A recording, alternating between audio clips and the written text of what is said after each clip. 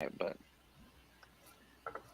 And we are live. This is the Veteran Wargamer. I am your host, Jay Arnold. And welcome to Paint Chat. I've got Chris Arnold and Mike Burke with me. Gamer, I am your host. And okay, now we're going. All right, we got 4 watching. Hot damn. Sound off Chris, out how are there. you? I'm doing well. Long time no see. Actually, about 2 hours because you were up here earlier. We played Patchwork by Uwe Rosenberg. That was how was that? It was fun. It required strategery beyond what I thought was possible in a simple little game. Quilting game? Yeah. Yeah, believe it or not. Not even war fun. Quilting?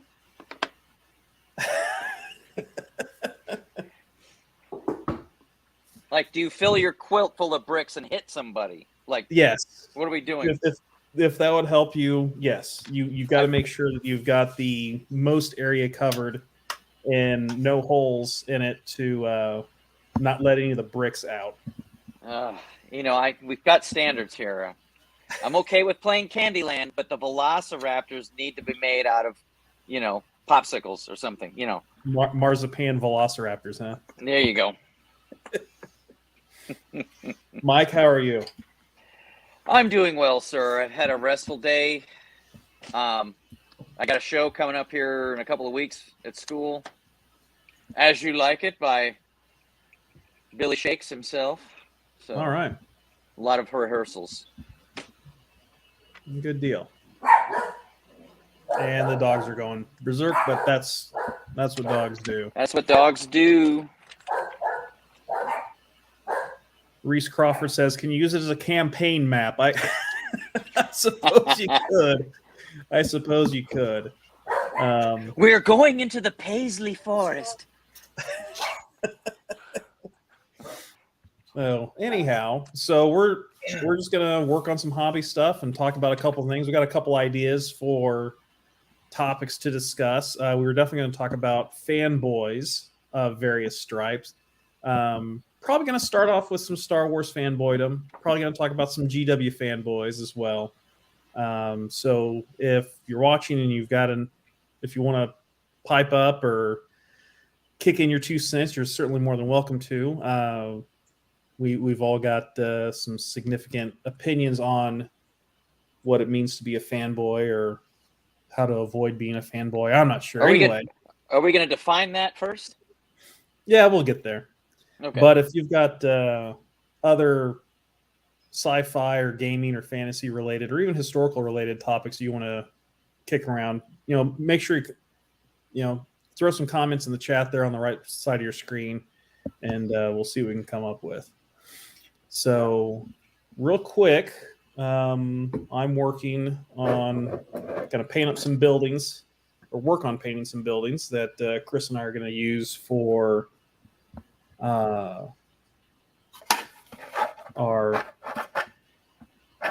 cyberpunk set games. There's kind of a nifty storefront. We're going to make this into a deli. Joey wants to name the deli, but he keeps changing the name of the deli. First it was Joseph's Deli, which made sense to me, and now he's wanting to call it Markov's Deli because apparently a Russian deli sounds like a good idea to him. And I can't, I got nothing wrong. Can't fault him for that. Can't fault him for that. And we'll just see how things go. I've also got I've done this before. Sorry, I'm back. Okay. It's now the Chris and Mike show. Those buttons are so close to one another. I have done it multiple times. And then the other option, the other building I want to work on is a hotel, a cheap hotel. For those of you who are familiar with Neuromancer, will recognize the name. This one actually, the floors come off, and Chris printed a roof for it, but the roof came out kind of wonky, so I have to work on that to get it to fit. But both those buildings will be making an appearance in our game that we're going to play next Sunday, set in Kanji City.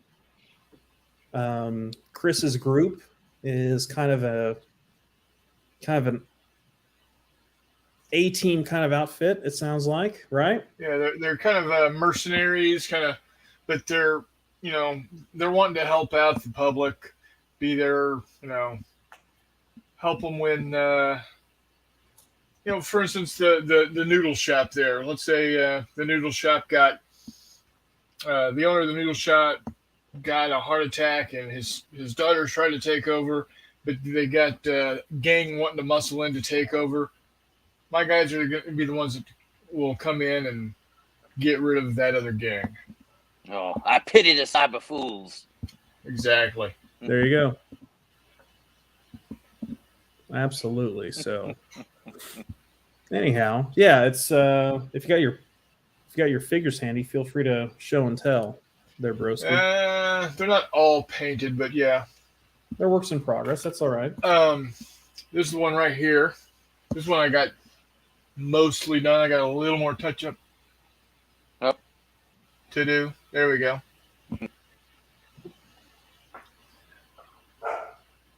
Thought I did really well on that. Yeah, that's cool. Yeah, I dig it. And then I've got the leader here. He's coming along nicely. He looks a little bit too much like Luke Skywalker. I'm gonna have to kill him. No. It's Dirk Richard. Mm-hmm. The not Rick Deckard. Yeah. And then I got this guy here. Are you working on jacket with a yellow? It's kind of hard to tell, but it's like a yellow Chinese lion sun type thing. And he's got his head is a bear skull with spikes, and he smokes, of course, and carries his assault rifle in a holster because why not? Well, once you've taken all the skin off your skull, I mean, what else are you gonna do? Exactly. I mean, what can you do? Let's be honest. And then what I'm actually working on tonight are my last 5 Rebel troopers, fleet troopers. They are getting painted up because in less than 5 weeks, I will be at March to Victory, new gaming convention in the Kansas City metro area, last weekend of March. Check it out. This is an unpaid plug, but marchtovictory.net. Marchtovictory.net. And check it out. It's only $15 for the entire weekend of gaming there in the Kansas City area. Going to be a lot of fun. So I'm running at least 2. I've got 2 scheduled games. I'll probably be running 2 more games to help out Jay Wiley with Wiley Games. And then I might just have an extra game that I pick up and bring along. So fun shall be had by all. You going to that, Mike? Yeah, I'm going to try to do that. It should be after the performance, so I need to go ahead and buy my tickets. Yeah. Oh, by the way, yeah, tickets, $12 if you buy them ahead of time. $15 at the door. And for those that like to imbibe, there will be an open cash bar both Friday and Saturday night from 6 to 10. So there you go. There's your plug.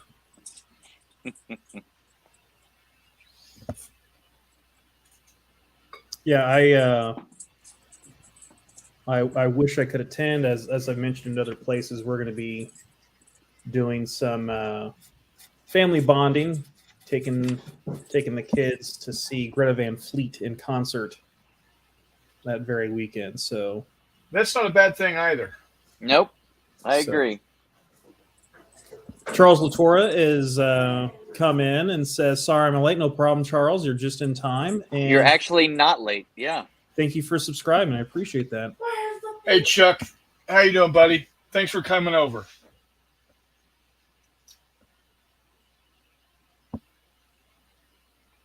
Now, if we could just get some reciprocating subscriptions from some of your followers to me. So, yeah, Chris has a YouTube channel of his own called NotJay. What is it? NotJay. NotJay's Tabletop Gaming. That too. So, come check me out. We have a lot of fun. Reese is asking, are people signing up to play specific games that March to Victory yet? I think it's just a show up and play what's available. I don't think there's any people session signups or anything like that. Yeah, so the situation with that is it was brought up as a question, should we offer that? And it was decided no, we just want people to be able to come in and play the games if there's room. The big reason though is that in the past where we've seen a sign up sheet, if you will, prior to the convention starting, is a game will fill up, and then on the day of the convention, nobody the people that had shows. signed up don't actually show up. So yeah, this way people can just show up. And in most cases, or in a lot of cases, we can make room for you. You know, I know that I have the ability of working my game around to, you know, it's set for 6. If I need to add some, that shouldn't be too difficult for me to do. I know for a fact that the other Wiley games, Fistful of Lead games being played are going to be able to have stuff, added. So the answer to the question is get there early, roll dice often. Exactly. Yes.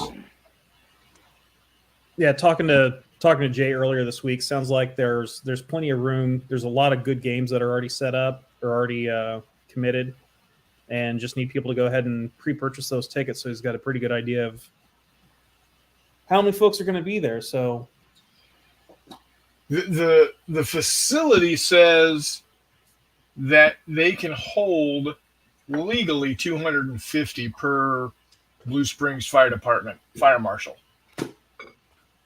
I would love to be able to say, sorry guys, we're at capacity. Or call up the fire marshal and say, hey, can we shove a couple more people in here and not get in trouble?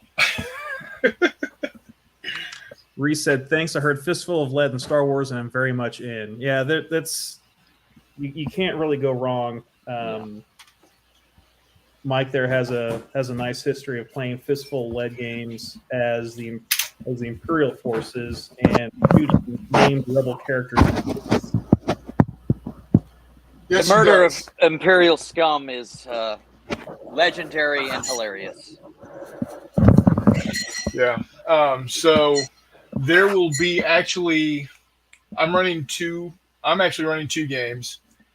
I'm running my Battle of Endor game that Mike is very familiar with, where he has murdered Leia at least twice, Han Solo, I think 3 times at this point, and he is beaten down the walking carpet several times. I'm going to be running that Friday night. Saturday morning and Saturday early afternoon, I'm going to be helping Jay Wiley running a Star Wars game on COVID Prime. His table, which is, it looks like Mos Eisley or Mos Espa, be that as it may. So I'll be helping him with that. And then Saturday night, I'm going to be bringing out the TNT4 using these modules right here. I think these are turned out rather nicely. So what are those supposed to be again? The TNT4. Ah. That's the princess's ship at the very beginning of Star Wars, the very first movie.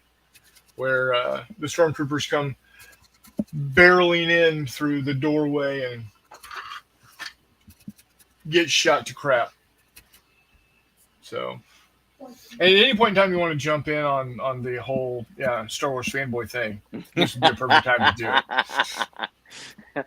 I've been waiting with bated breath. So, Chris, now, speaking of the fanboy stuff, so what are your opinions on the Boba Fett show? Have you enjoyed it?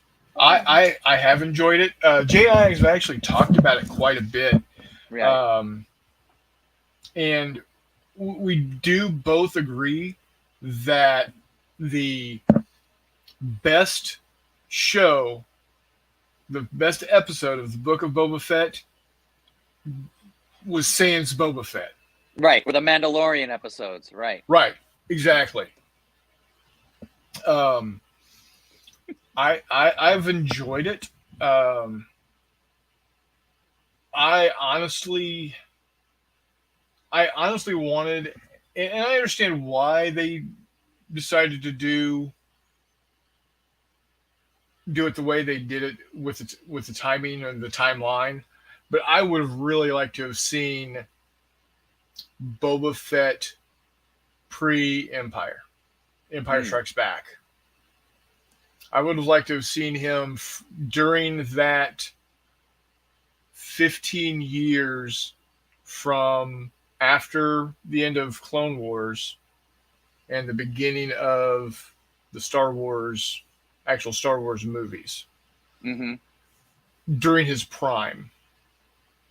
You know, where he got his amazing mystical, reputation of being a badass. Right. Well, I'd like to see why, because apparently he's not one. I thought the Book of Boba Fett should have been called Boba Gets His Butt Kicked All Over the Desert. Yeah, well, and that's kind of what disappointed me. Like, where Boba Fett's in Fennec Shand. Oh, hey guys, hello. Paul Beck is chiming in. Hello from down under. Greetings. Yep. Hi. Any rate, yeah, I'm a little. I was a little disappointed because he's not. I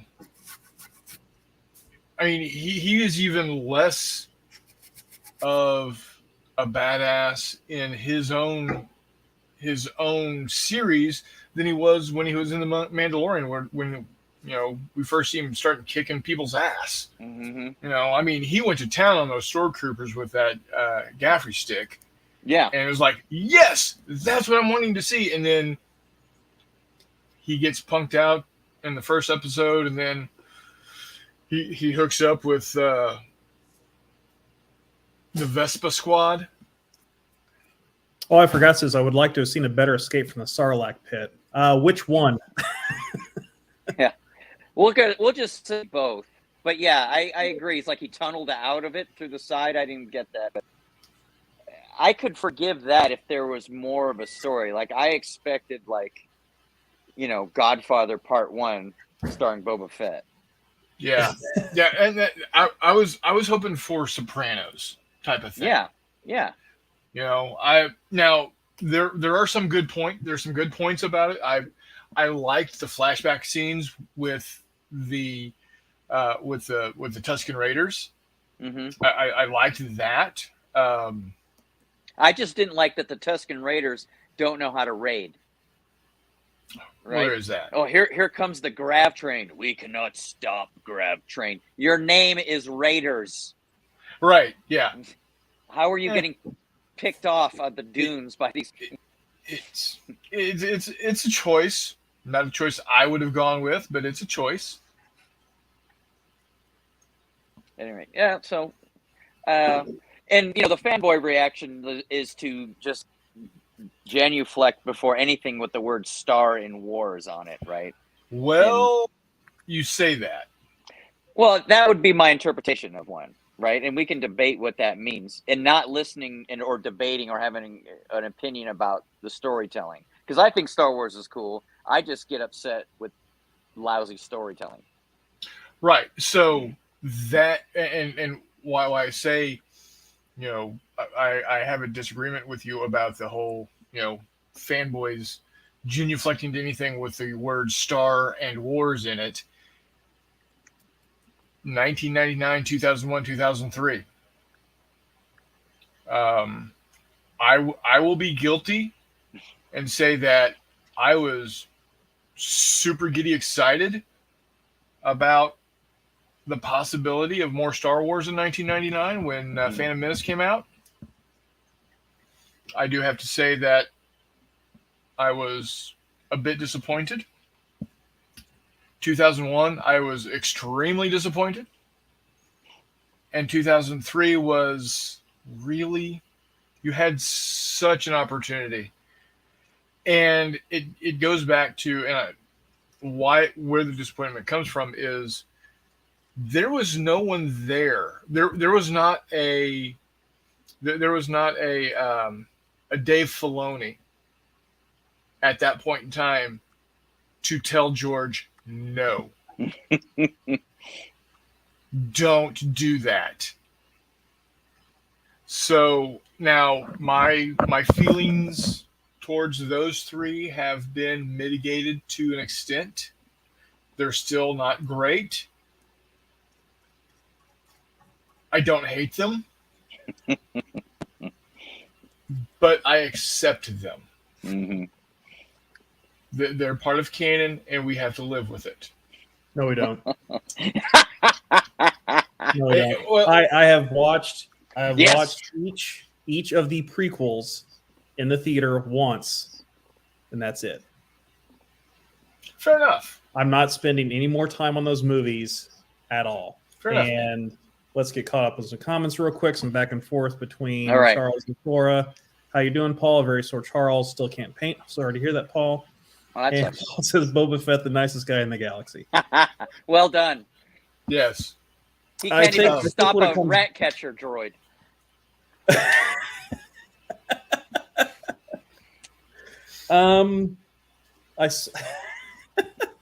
I would just like to say that I am very disappointed, and maybe I just haven't seen it. I'm disappointed in the Star Wars fandom that no one has come up with Mos Espa, more like Mos Vespa. Oh, that's been Ooh. said. It's been Ah. said. Genius. Reese says fell asleep during Rise of Skywalker. Yeah, that's That was a good choice, Reese, frankly. Yeah. So you know the next three, the last of the Skywalker saga trilogy. I again had high hopes. The Force Awakens wasn't horrible. It slotted nicely into the number 4 slot at the time.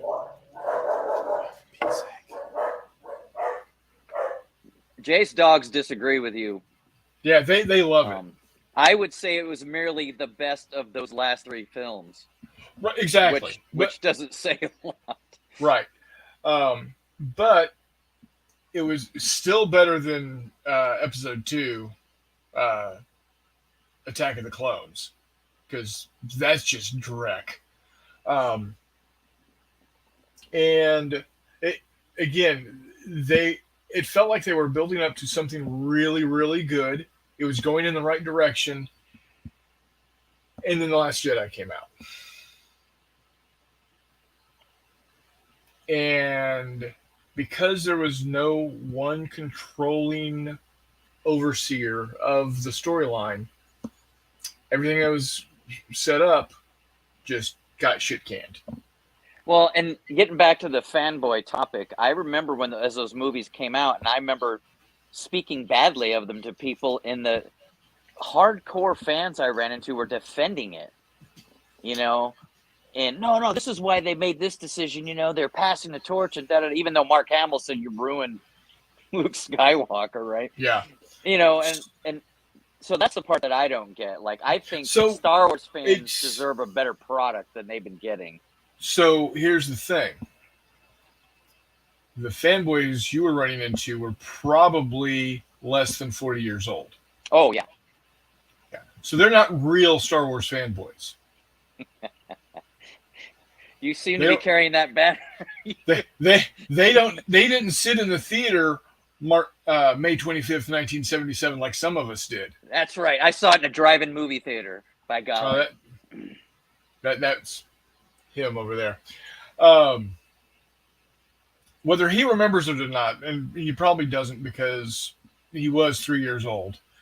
Our dad did take us to Star Wars that opening weekend at the two screen cinema in front of Wonder Park Mall that's now at Dave and Buster's.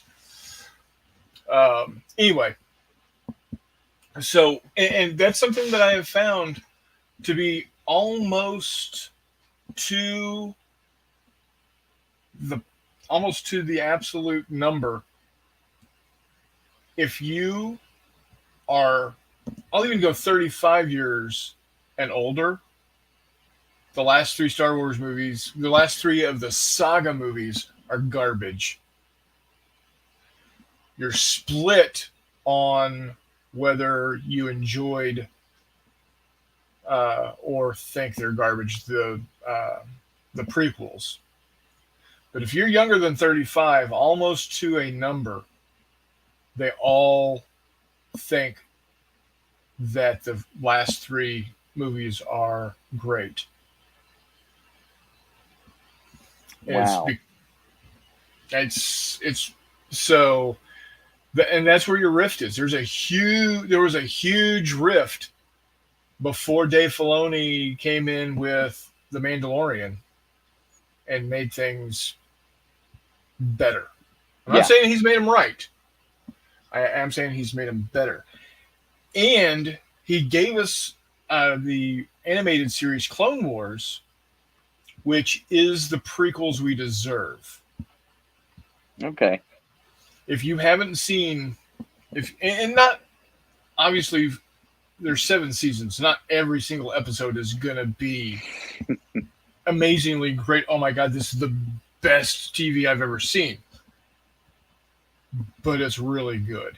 In the last season, the last 4 episodes of the very last season, that was episode 3 we should have had. Paul, and we've discussed this. I'm going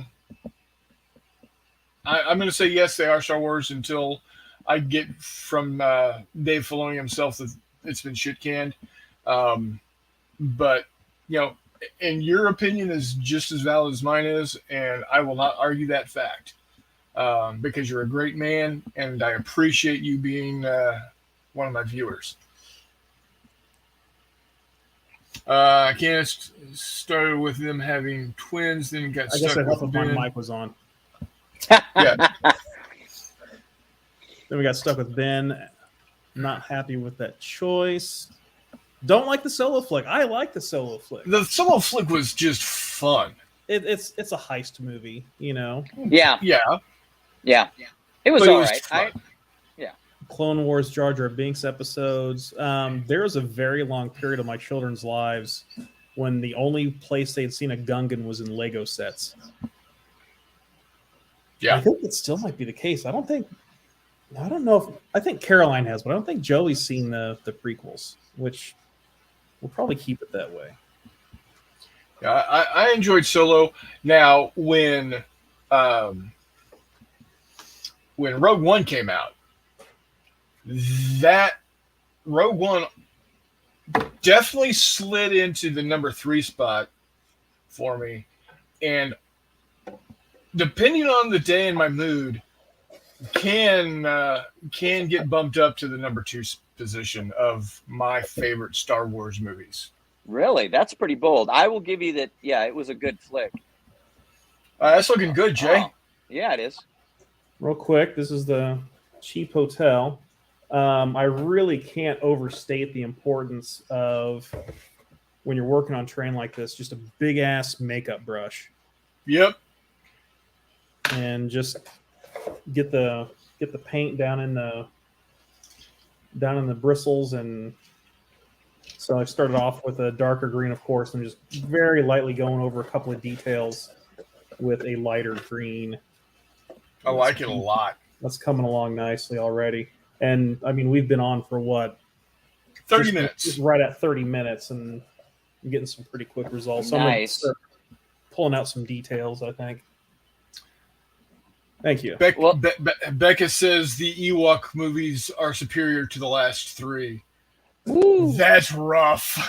Paul says he enjoyed Solo, so. All right. Well, because, it wasn't a bad Mr. movie. Beckett He was all right. has a good, he's got a good head on his shoulders there. Now, Reese makes an excellent point here. Watching Rogue One and New Hope back-to-back is worth the time. Absolutely. I would say there was, and here's another thing. And another thing. And yeah, I'm not nearly drunk enough to be. I'm not drunk at all, actually, to talk like this. But it really has to be said. If you can get, the original theatrical release on DVD, because they are out there, it's definitely worth getting because the expanded version or special editions that came out in the late 90s, not a fan. Yeah, not a trash.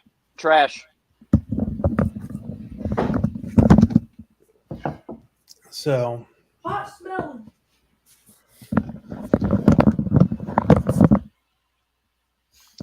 Oh. So yeah, that's that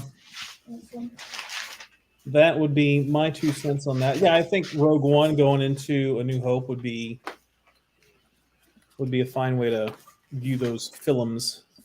Mm. I'm gonna take my brother's lead and take off my hoodie as well. I'm gonna keep my shirt on, folks. Probably that's to be fair. To be fair, Still wearing a t-shirt, so anyhow.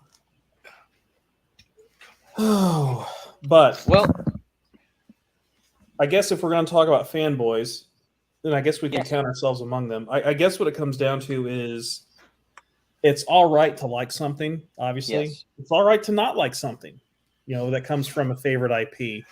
It's not all right to harass and harangue the actors that are in those projects or correct. the writers. I never got that. Yeah, I don't get it either. Well, and I think it's Charles says Rogue One, yeah, my second fave after number 6. Mm. And he concurs. So, yeah, I don't understand that. I mean, real quickly, Chuck McMurray brought this by, and he's coming your way. Yub nub. He's going to be sidled up next to this guy right here. It's too bad the Ewoks all died when the wreckage of the Death Star rained down on their moon. Yeah. Oh, yeah. Absolutely. Oh. Yeah, it's one thing to say, this was poorly written or the way they're doing the story is wrong, but it's not the actor's fault. Like, Right. I was trying to get a job. Like I think Finn was his story arc could have been one of the most compelling. Oh, absolutely. And his whole thing was just thrown away, and that's not the actor's fault at all. I thought Finn's the whole thing about rethinking what he was supposed to be about and leaving the Empire. I thought that was a cool thing to explore, but they really just didn't do it. And my issue with him doing that is he immediately turns his blaster on the other stormtroopers, and I was like, wait a minute. Only a psychopath would do that, right?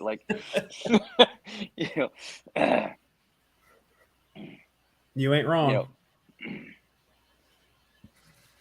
So some of those writing choices bothered me.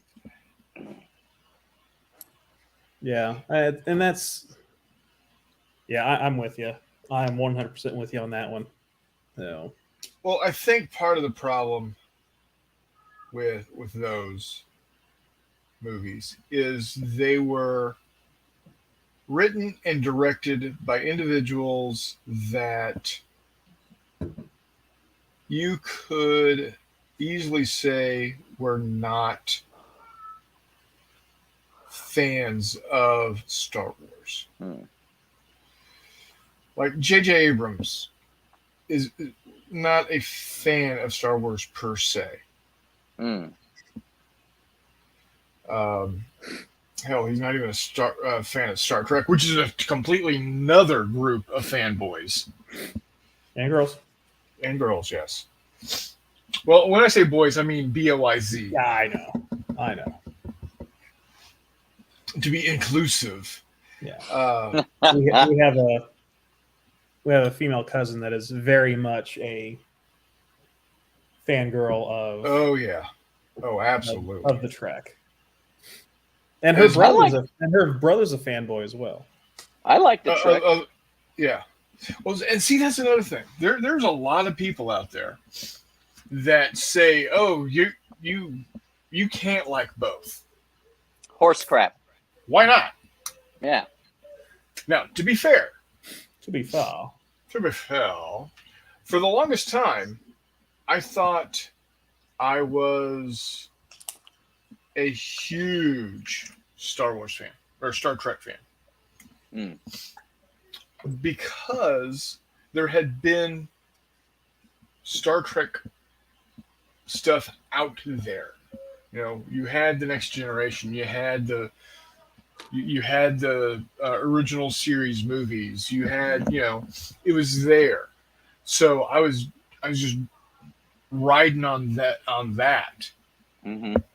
until 1999, when they brought out the remasters, which, again, not a fan of the remasters, but it brought Star Wars back into the movie theater, Mm-hmm. back up into, back in my face. And it was like, I like Star Trek.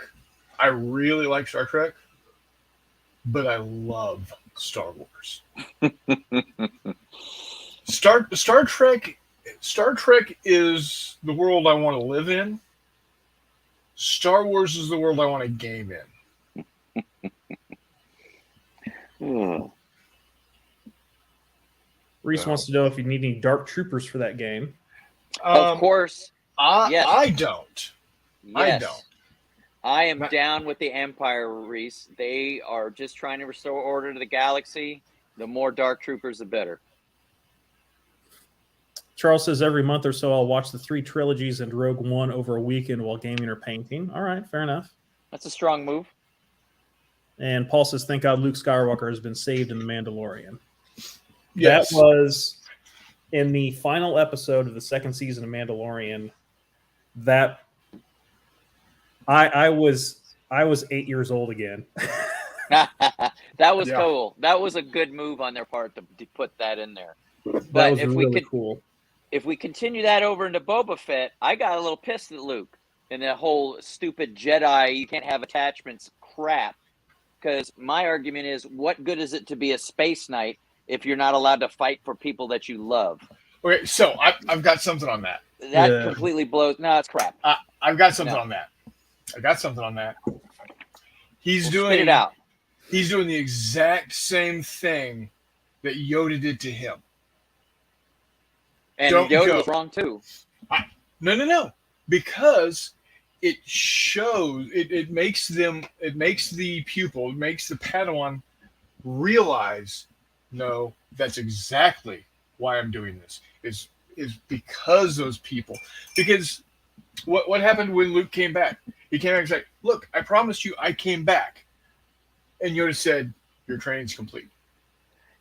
Here's the point. It was a lesson he had to learn. He failed, though, and Yoda was right. If you leave, you're going to jeopardize everything your friends have worked for, and he did. They got their butts kicked. Right. Little tiny Yoda, whatever his name is, Grogu. That wasn't an option. He's not endangering the mission of his friends by showing up there. He's actually whipping butts on those stupid droids, right? So I don't think it's the same thing at all. And Yoda didn't say not to have friends. Luke is telling him, you can't be friends with the Mandalorian. You got to pick this lightsaber to this cool T-shirt, right? I'm just not down with that. You can't have. It's gonna come back around. You mark my words. It's gonna come back around that he is going to accept Grogu back into his Whatever. teachings. To be This is fair, This is why I'm all about kicking Jedi ass. hey Mike, of all people, I'm surprised you didn't pick up on this. Is that it's not Lone Wolf and Cub without the Lone Wolf and Cub moment of picking the katana or the toy. You know, but he didn't pick the katana in this case. He didn't pick he picked the chainmail shirt, which the mithril agree shirt, with. The mithril, Yes. yeah. which is a completely different group of fanboys. Charles says I was a Klingon Trekkie and I'm an Ewok Stormtrooper. Stormtrooper. That's why I laughed so hard. I can't believe like I was this cool T-shirt. Well done, Reese. Well done. I gotta make that T-shirt. Reese, I'm gonna make a T-shirt that says that. And make sure it's got links on it now. Make sure it looks like a male shirt. Yeah. Oh, that's beautiful. That's beautiful. Yeah. Well done. Yeah. They're Well driving me done. bananas.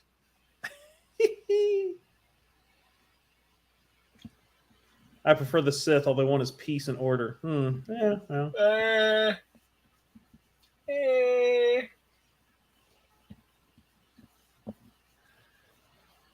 Chuck says, I'm not tall enough to be a regular stormtrooper. Aren't you a little short to be a stormtrooper? Huh? The uniform. Yeah. Is it bad that I can listen to the soundtrack and know exactly what dialogue is happening? No. No. That's a good thing. All right. I accept All right. that. Yeah. So Star Trek, Go on. that group of fanboys lost their brains when J.J. Abrams came out with the new Star Trek in 2009. Oh, the whole Kelvin timeline thing. Yeah, I don't mind that. I loved the movie. I thought it was a great movie. I thought they were awesome. And you know what? For all the times they did stupid time travel in Star Trek, there should be consequences. Yeah. And I'm And there okay with the never way has the been. movies are going. Yeah. I'm okay with the way the movies are going. I dig it. I got nothing Absolutely. to gripe about. I'm with it. Now, it does need to be said that with the original 6 movies, it's all even-numbered movies first, then the odd-numbered movies in order of goodness. Interesting. And I've always noted that about the even movies were like the good ones. Yeah. So the very best, and there is no argument, absolutely zero argument, as to what is the best Star Trek movie. Wrath And of that Khan. is Wrath of Khan. Absolutely. Period. End of sentence. You will not ever be right if you say it is something else. The second best movie is Star Trek VI, The Undiscovered Country. Really? Interesting. Yes. Interesting choice. Because it's got the best line in all of Star Trekdom, in my opinion. Target that explosion and fire. When Sulu comes in. Yeah. No? I'm not disagreeing. No, go ahead. Oh, okay. And then, of course, 4, because, whales are cool. I've never tried to rank the Star Wars movies. I just agreed that Wrath of Khan was the best one. You can't argue that. It is the best. No, it is. Yeah. Then it goes 1, 3, 5. Okay, I'll take your word for it. Yeah. The motion picture, Return of Spock, or whatever, The Search of Spock, and I hijacked a starship and met God, or whatever it's called. Okay, well, this will transition to a conversation Jay and I had recently. What is your all-time best, favorite, like, science fiction television show? Just top one. See, that's a hard one for me. It is. It's hard to commit because I kind of go back and forth between two different ones. I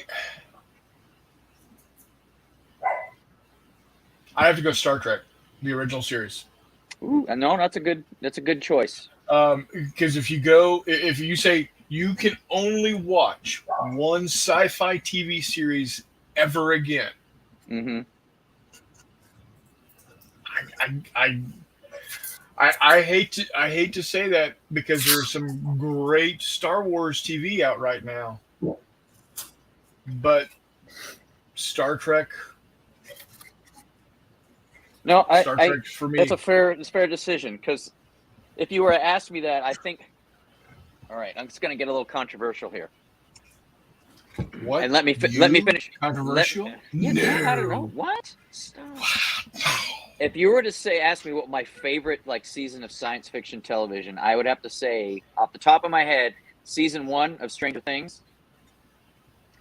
But I would accept it if you said Firefly was the best season of science fiction television on. Best single season of yes, because there is not a bad episode. Mm-hmm. Those are 13 of the best, tightest written, best made. Yes, absolutely, I agree with you. Mm. Now, Stranger Things might be because the whole thing felt like nostalgia. I thought I was back in the 80s watching that, right? Absolutely, yes. Yeah. I agree with that also. But Firefly, I watched great. the first season. I watched all of the first season. I think I got all of the second season. No, I didn't get all of the second season, and I haven't watched the third season at all. Oh, Stranger Things. Yeah, I can't tell you why I didn't. They're all Let's get right. caught up real quick. Oh. Paul asks, who has the original Star Wars action figures? I do, including their weapons. Well done. You must not have actually played with them then. Right. That's a strong Chuck move. says, I'll not watch any of the new stuff of Star Trek. Well, there's just so much out there. I mean, There's what a do you mean choice. by new Yeah. stuff? You know? Good question. Yeah, is he talking about the TV stuff? Yeah, I mean, Or there's not? like 18 different Star Trek series on Yeah. right now, right? I don't like Discovery that much, I'll be honest. He likes the one that had the whale in it. Star Trek 4. You're still good there, Paul. You're still good. I thought season 1 of Picard was okay. I Haven't watched it yet. It was all right. It was Star Trek, right? It was Star Trek, at least. I'm not that jazzed about the idea of androids and AIs having sentience and having, you know what I mean? Like, whatever. No, Voyage Home, then 6, then 2. I mean, you still got the evens at the top 3. So you know what, Chuck? Yeah, that's fine. but I don't know You're still wrong. how is Voyage Home. No, the Wrath of Khan was the best one, Charles. I'm sorry. Okay, Yeah. switching to TV, Charles is also saying UFO. Paul says Battlestar Galactica original series. That's a bold There's no choice, way- Paul. Hang on, he says V original series. Ooh. That was a strong move there, too. The original series. I think he is going on nostalgia there because those are very, very late 70s, early 80s. Yeah. I would have to, I He would is a very count, 80s show, yeah. And Yeah, then I think Battlestar he means Galactica. streaming. Yeah, All the he new does. streaming stuff for the Star Trek, he's saying. So I you know what, Chuck? I'll agree with you. I haven't watched any of it either. I watched the first half episode that you could watch for free for Discovery, and was immediately turned off because it wasn't Star Trek to me. right. The only good, the best stuff that's streaming now is Lower Decks, actually. That is actually a lot of fun. So yeah, I give need that to a shot. check that out. Yeah, Give that a shot, guys. That's actually fun. Discovery, I watched the first season, and I haven't. Chuck says best Star there. Trek series Deep Space Nine. That's a strong contender. That's a strong I won't choice, argue that. That's of especially the new stuff. especially starting around season 3, or the DS9 really started getting good. Yeah, Paul says, I wonder if I can get 3D printed V soldiers. They're out there. I've seen them. I want to say there's a Black Site Studios maybe has the STLs, and I think they might sell printed models also. Now, let me look real quick. I think Did you guys hear they're actually trying to do another reboot of Battlestar Galactica? again. Yes. What do you Now, think of that? I truly enjoy the new reimagined from, what is it, 2009? 2002? Oh, yeah, No. 2000. 2004 was Has it been that long Yeah. ago? Yeah. Holy Yeah. Moses. All right, so I'm old. Yeah. I really enjoyed that series too until they ruined it with the last season, in my opinion. Yeah. I like where it ended. I don't like how it got there.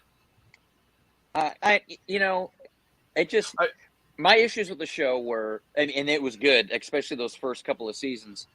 They didn't act like they were the last 50,000 people left out of a 6 billion or Right. 6 planet, Right. race of people. I don't know. They just should have made some harder decisions. And I don't know, the way it ended, I just let them find Earth, for goodness sake. You know what I wanted to happen was for them to make contact with Earth and have the Earthlings show up, and they're actually more technologically advanced. Right. I thought that would have been a cool ending, and have the Earthlings show up and meet them somewhere in space. But anyway, what do I know? Dave Hall says Orville returning in June. Now Orville, I like Orville. A lot has been said about that being a truer continuation of Star Trek than Star Trek Discovery. And I can see that. I can see that argument. I can't argue it. Nope. Even though Seth MacFarlane is a goofy bastard, and I love some of his shows. I think he did Orville really well. I was expecting one thing and got something completely different, and I'm pleasantly surprised. I'd go for that. Yeah, because Discovery, they should have left Spock out of it. I think that character, I can't remember her name, the main character, is strong enough that she didn't need to be Spock's foster adopted sister or whatever it was. I don't know. I didn't mind Pike being in it was cool, but Spock, come on. Yeah. I think that's also one of the problems, circling back to Star Wars, hand in hand with Star Trek. All of these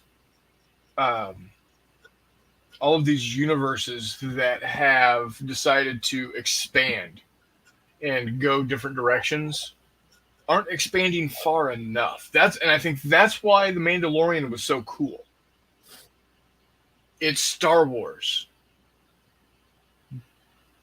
but there were no meshed characters.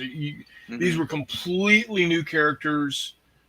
We had never heard of any of them before. So I would like to see a Star Wars show that never ever sets foot on Tatooine ever. Agreed. Or Jakku, because that's just Tatooine light. Yeah, can we go to another planet? And not a salt planet that resembles Hoth, but isn't because it's salt and not snow. Right, and you have to have someone point that out. Yeah, they had to have the guy taste the planet so that we knew. What are we gonna do? Okay, he licks the planet and realizes it's not snow. Just have a space cow out there licking the planet's surface. Oh okay. well, it's next time in the next series they'll land on the planet cocaine, and the guy is gonna snort it. Everything's so green. Know. Yeah. I didn't know there was so much green in the galaxy. Oh. Stop it, people. Stop. Right? Oh my. And the thing is, there's so much Recess. Immediately tosses. Well done. Drink more water. It's Change your salt. socks, Cooper. That's Well, what should have happened. That would have well, been a better movie if that with that You, choice. you know, that planet will never have a problem with the Hutts. Truth. Oh my word. That's absolutely true. Oh no. Okay, speaking of the Hutts, why do they have like only about 8 or 10 dudes carrying them around? There should be like 25, and don't they have hover technology? I'm just asking the question. Asking for a friend. You got to admit, though, Coolness factor. getting carted around by other dudes is pretty intimidating. But I wanted to see like 30 people carrying them. That would have impressed me. Well, see, I think that's the deal. Is they only had the few there because they've got the hover technology. Okay, see, you're doing the thing where you're So- making an excuse for the show, and you need to stop. But see, that's what fanboys You need do. to stop. Just for that, I'm gonna kill Princess Leia again. In the face. In the face. Oh. Robinson Crusoe on Mars. This comment doesn't age well. Okay, Now, can we talk about John Carter of Mars for a moment? Yes, that's exactly where I was I absolutely. really going. liked that movie. That I I really movie liked that movie, and was Disney fabulous. did a terrible job of marketing Preach. that film. Preach. They didn't do a job. Well, and I think they screwed up the story, but I enjoyed the movie as Hi, well. Gary. Hey, Hey, Gary. Because that movie totally had the feel, the imagery of the books. Like that, Yes. I was like, oh, this is totally, Barsoom. It was spot on. And they just needed a better story. They didn't have to change the story like they did. I don't know why they do that crap. But I agree. It was a better movie don't than it's know. getting credit for. But I loved a lot of stuff about it.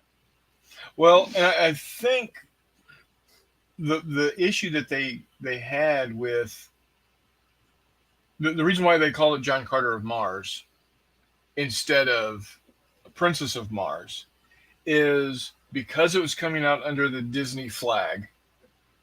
They didn't want it to be, it's just another princess movie. Like, we've got Princess Ariel, or we've got Princess Aurora, or we got Princess this or Princess that.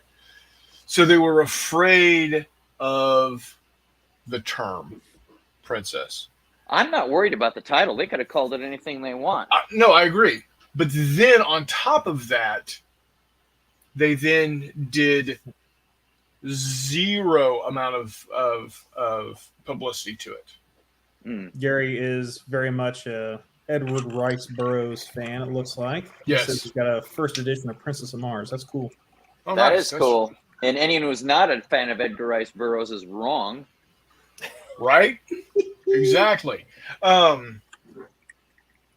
So Disney did a huge disservice to that movie because honestly, that it could have ended up being a great run of movies, to be perfectly honest.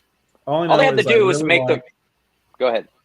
I really liked the design of the Sky Galleons. Yes. And I guess I could look out there and see if anyone's done any 3D, done STLs of those ships, because that would be a cool game. Or the Yeah, it Tharks. The Tharks and the Warhoons. All that was just well done. And It was a well-produced movie. I didn't mind the storyline. I was okay with it. I didn't have a problem with it at all. that sucked. I full disclosure, I haven't read any of the books or listened on audiobook or anything like that. But You I thought communist. it was fine. Well, I don't know how to read, Mike. Okay, lay off it. Read my lips. I I got something you can read. Oh. Mike, you're going to find this very funny. Just as you said, you were about to say your curse word and then didn't.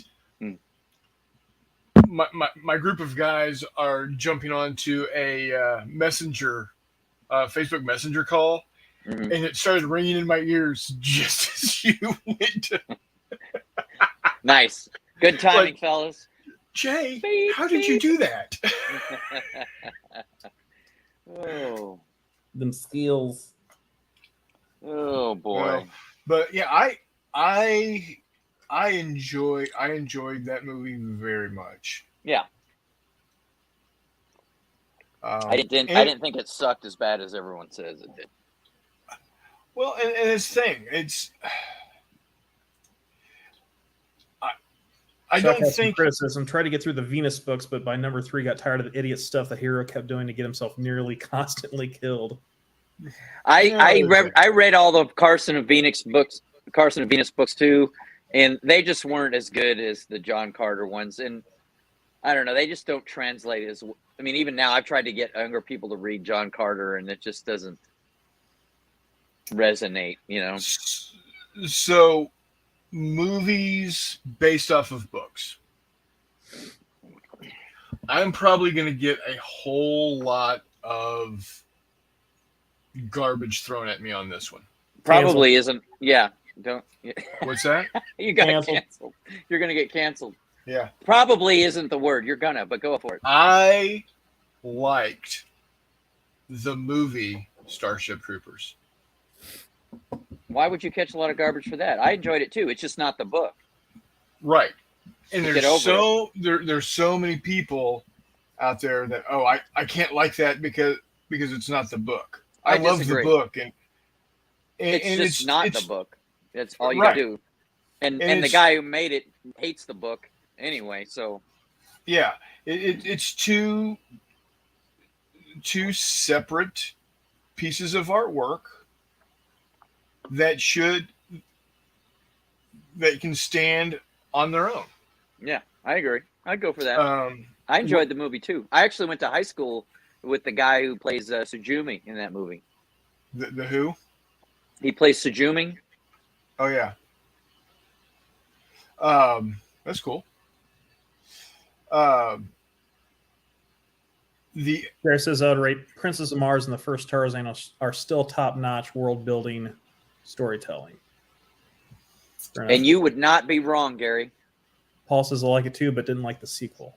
I guess Paul, you're talking about Starship Troopers. Starship Troopers.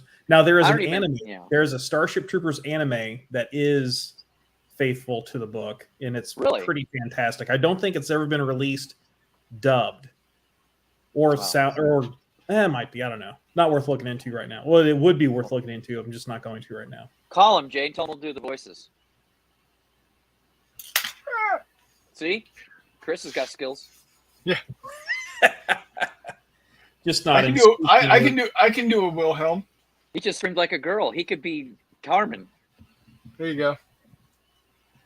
Or the other female character that wasn't in the book, and that's why it's wrong. Yeah, get over it, dudes. See, the movie that got me to realize I can enjoy the book and the movie was Hunt for Red October. Okay, yeah. Because the movie was amazing. And to this day, I still think it has passed the test of time in my opinion. Oh, certainly. It has aged well, in my opinion. But it should have been named the chase scene from the Hunt for Red October, because there's so much other stuff going on. Well, and that's okay. My point is, that's when I realized you can like both. You can't compare you can't compare the two. You can't compare the Sistine Chapel, the ceiling of the Sistine Chapel, to the animated Sistine Chapel. Right. You Hey, number one, listen. Mike. No, he's talking about the animated Sistine Chapel in the spaceship Earth at Right. Epcot. Yeah. No, yes. this you can't compare the ceiling of the Sistine. You cannot compare the ceiling of the Sistine Chapel with the sculpture of David, because they're different art forms. They're also different subjects. So what you just said Yeah. is you can't compare Dark Side of the Moon to Gone with the Wind. No, but where I was going with it, they were created. Oh God, go somewhere with it, Chris. I mean, really.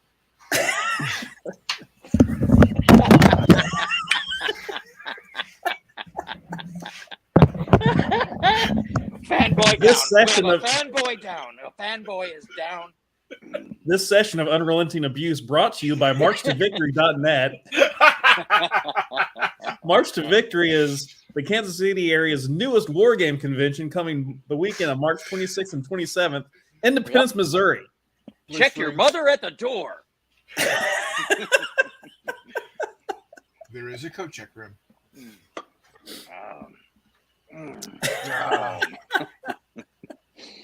Oh, we're not allowed to have fun. Stop it. Stop. Okay. Oh. Oh.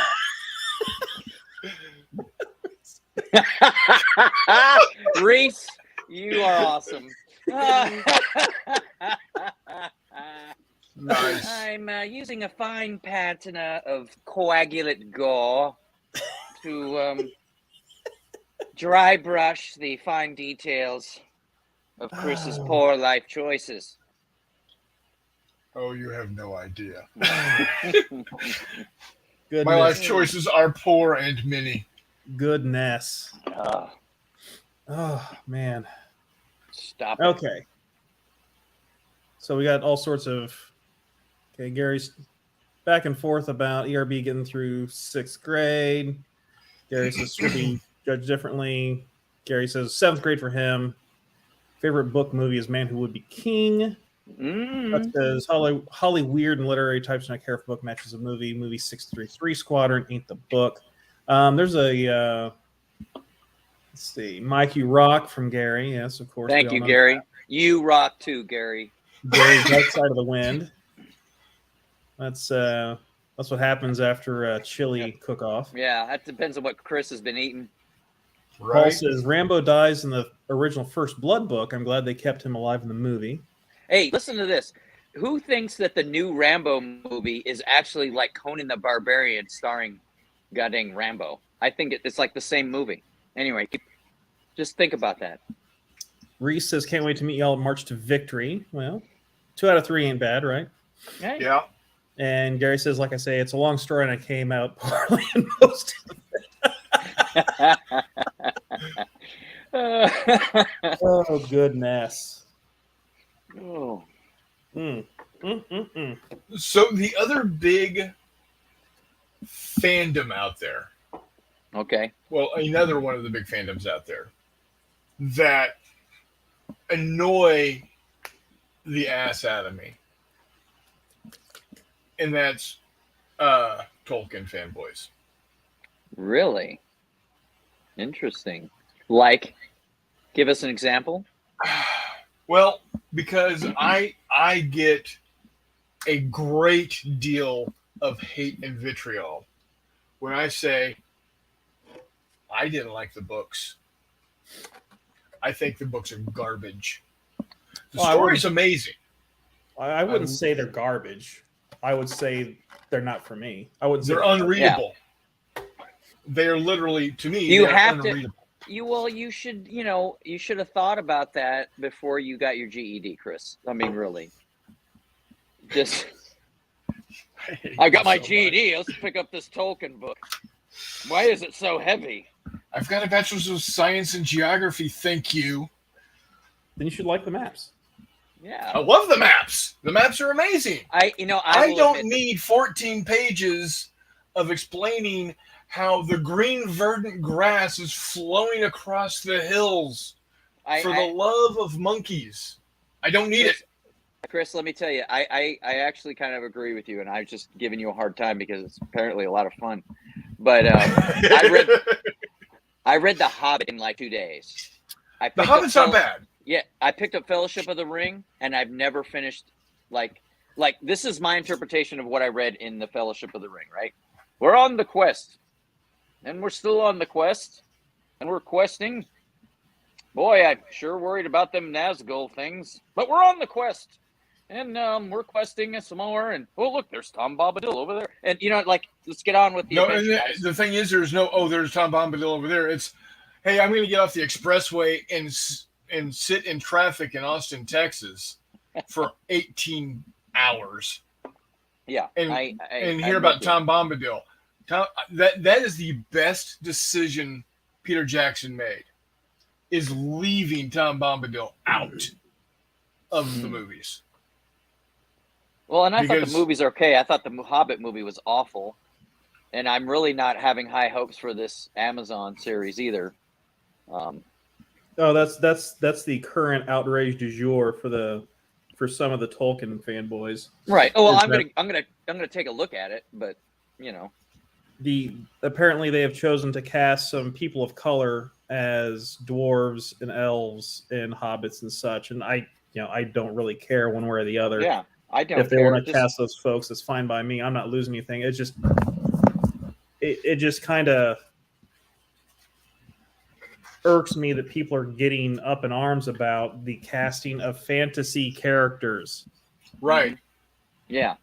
And the story isn't even Tolkien's writing. It's only based on because apparently the estate won't sell anymore the rights to any more of the books.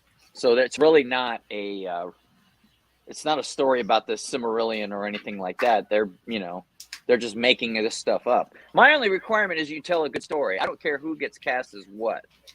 Right. And when you tell a crappy story, what I'm anticipating is a lousy story, and counting on people who love the movies, because at this point there are kids who grew up watching Lord of the Rings like we watch Star Wars, right? Yeah, well, and they're looking that forward to this. Except for the whole,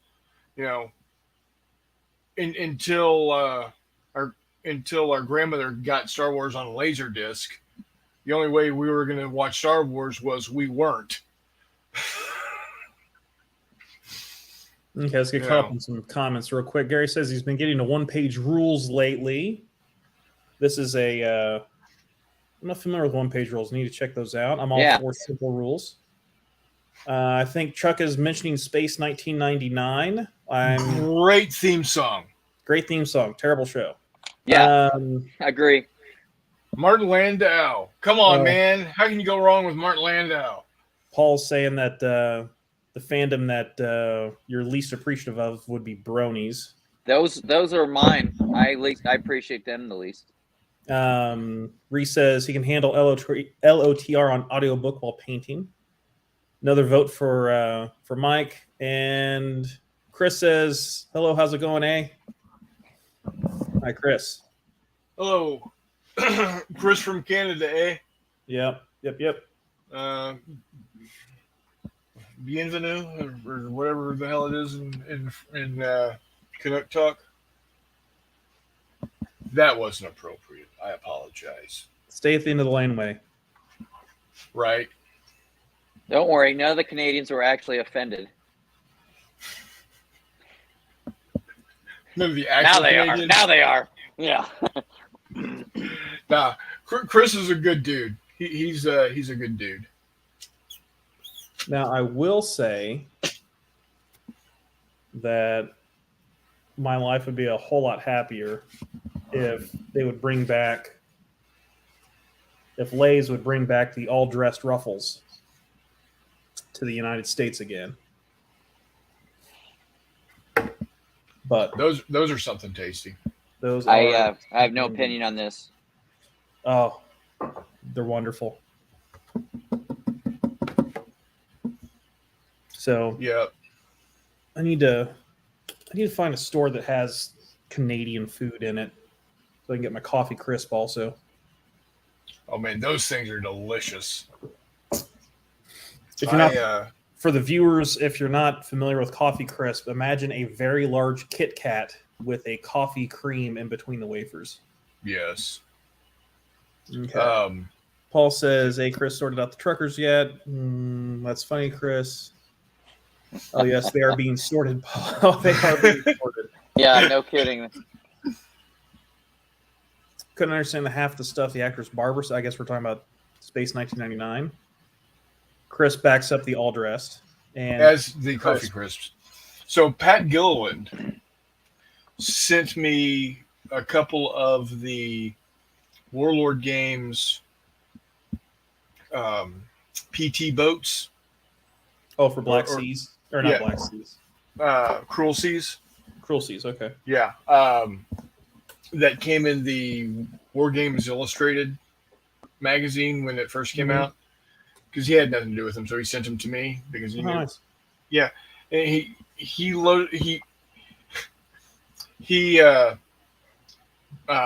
packaged it. He cushioned the packaging with about a half dozen Coffee Crisp bars. You gotta like that. And I had to do everything in my power not to eat them all in a single day.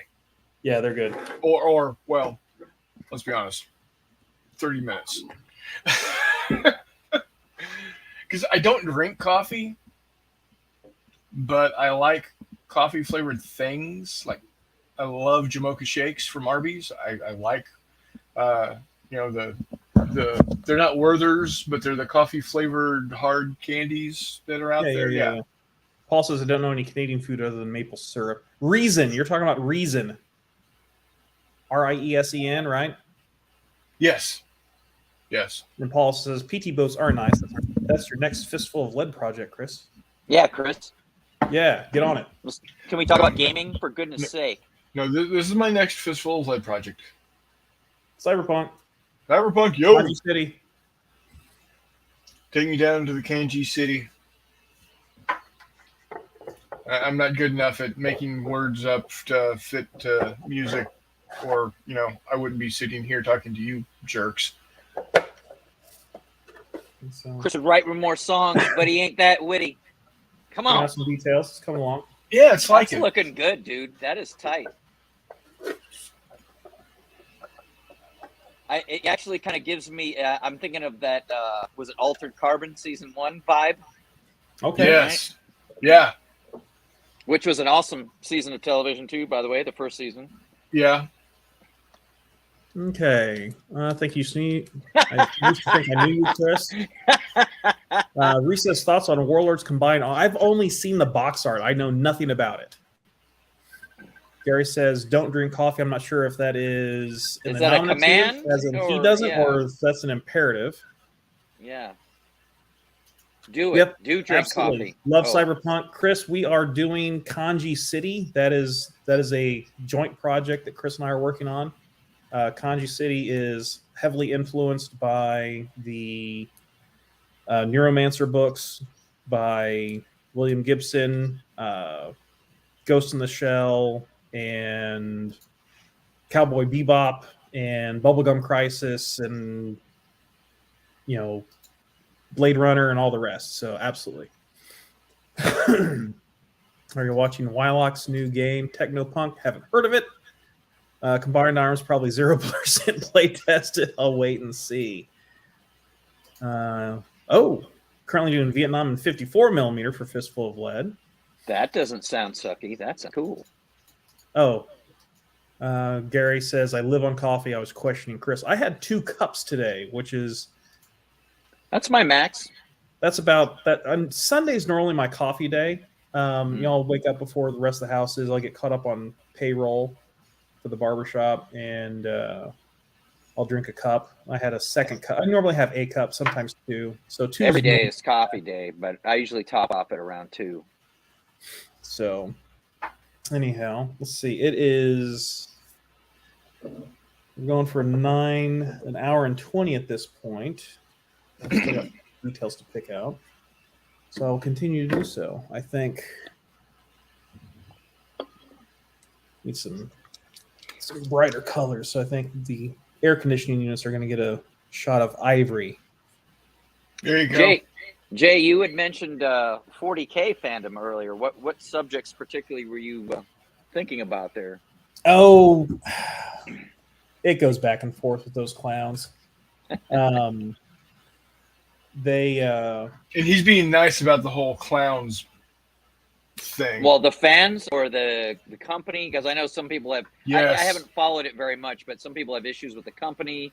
Like I used to just read the magazine White Dwarf just because I enjoyed their world so much. I didn't play the games mostly because I had no one to play with, but I really loved the stories behind it, and and I guess they came out with a new breed of super space marine that are, which I don't know. I think it's kind of dumb. And I didn't realize it because I happened to pick up a book where some of these guys are in the story, and I was like, what's going on?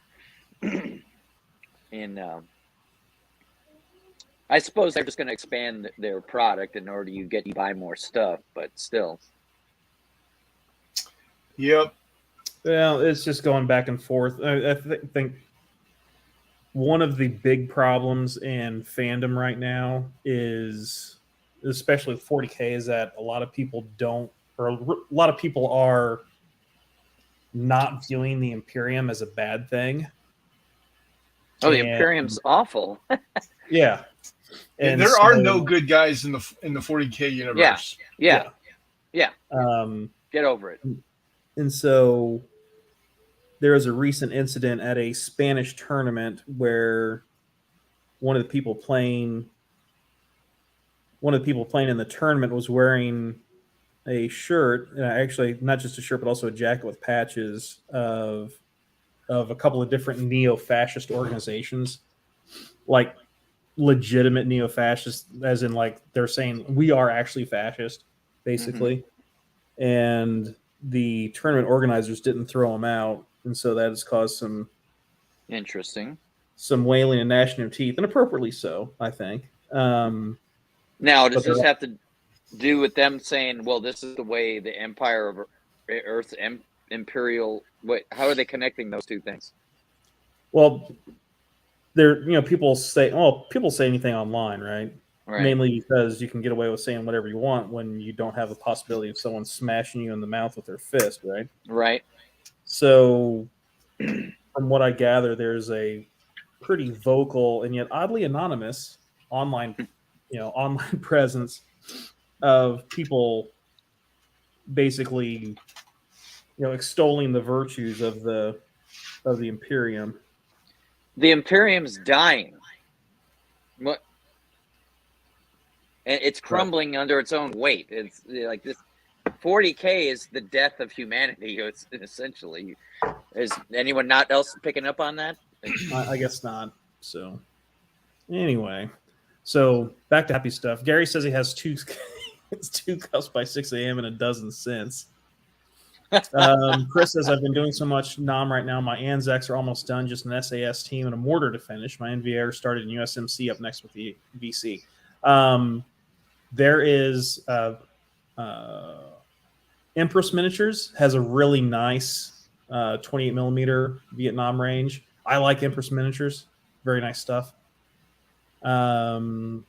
See, Gary says still wrenching on Romans right now. Oh, I do have a Vietnam episode of the podcast, Undercoated Black, with Neil Shook. We talked at length about gaming in Vietnam, or wargaming the Vietnam conflict, I should say. Were you able to hear him? Yes. Okay. Yeah. Gary says 40K rules are a nightmare. OPR does a quick game, as would. Oh, I guess we lost Mike. We lost Mike. They shot Fritz. OPR he'll be back. Does a quick game, and then Reese says I got 2 Cobras and 54 and 3. Holy crap! And 3 Hueys. NVA and Viet Cong have been hard to come by in scale, though. That's how big are those Cobras? His name Undercoated Black inspired this project, so that's. Well, thank you. Remember that Millennium Falcon from when we were kids, right? Like, Yeah. I know. Yeah, you geek. That's a little That's one. not.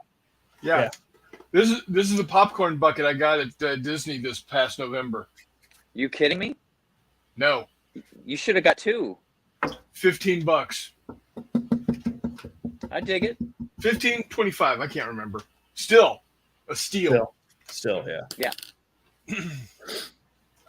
So Reese is saying the Cobras are about 20 inches long.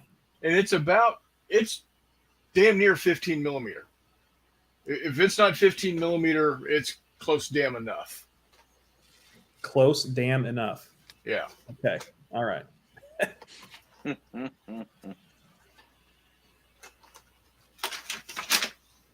And they're smart enough to. It's a popcorn bucket, but they didn't actually put the popcorn in it. So I don't have to worry about cleaning it. They knew what they were doing. Yeah. You knew what this was. They bought their tickets. They bought the tickets. They knew what they were getting into. I say, What a crash.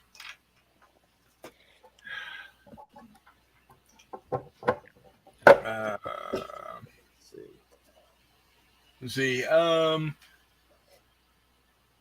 Becca says, or Walkabout Game says, I love Empress. I have tons of their miniatures in the new rule book, Bohica. Chuck says, got some orcs and ogres and human cavalry to still paint. Hey, Chuck, keep it up, man.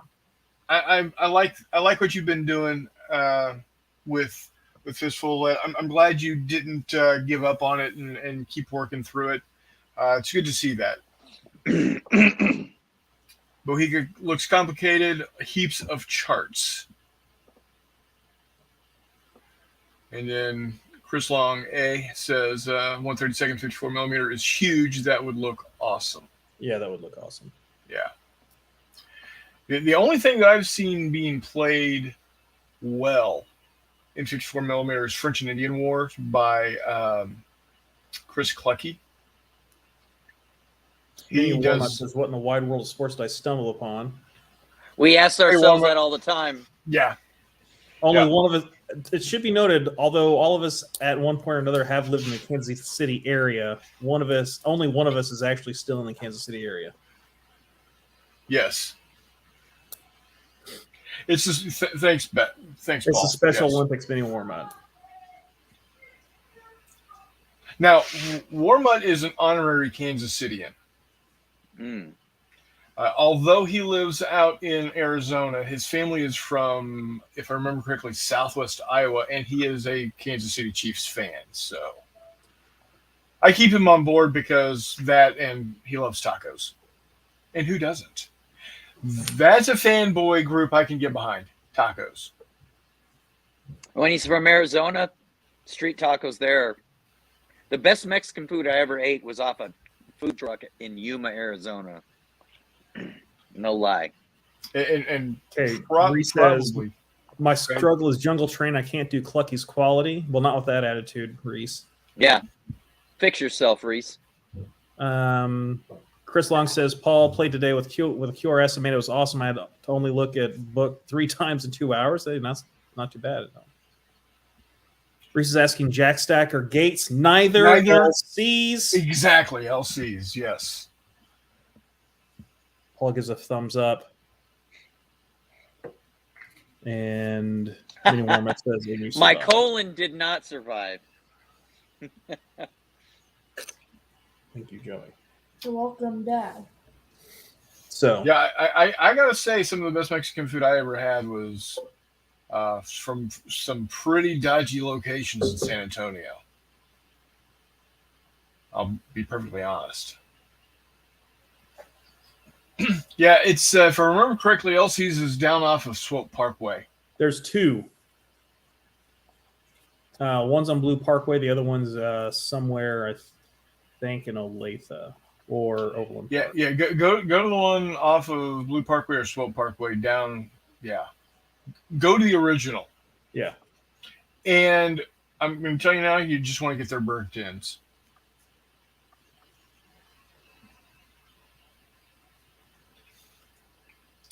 All right, Chris. Thanks for dropping in, buddy. Hope you can come see me on Wednesday. Enjoy. Thanks, Chris. So, anyhow, but now something that Mike has been working on. Mind if we talk about Cirque, Mike? Oh, you want to talk about Cam Cirque? Yeah. Yeah. Me and Dave are all ears.